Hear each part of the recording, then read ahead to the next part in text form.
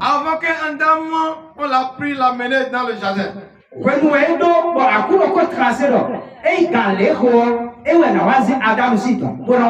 C'était un temps dont l'Éternel aussi a tracé, il a dit, en ce temps-là, j'amènerai Adam dans le jardin. Nous savons que le jardin était avant l'arrivée de Adam. Le salut était avant nous qui étions ici, on l'a eu.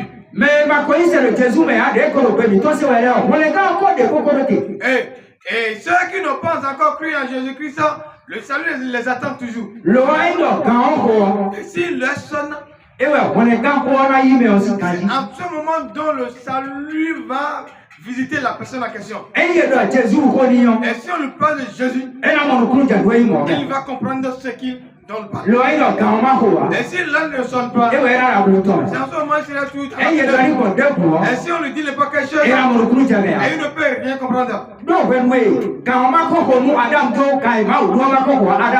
Et parce que le moment dont l'un n'est pas encore sonné pour Adam, Adam était toujours dans la ténèbre. Et ça montre que Adam représente tous les hommes. Il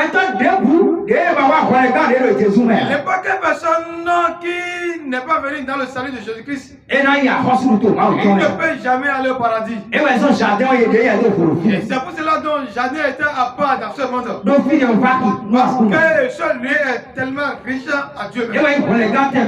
Et c'est le salut dont on parle. Le salut est riche. Parce que c'est le salut, c'est le travail du salut de Jésus-Christ a fait sur la croix. Et toute chose, le salut est riche plus que toute chose.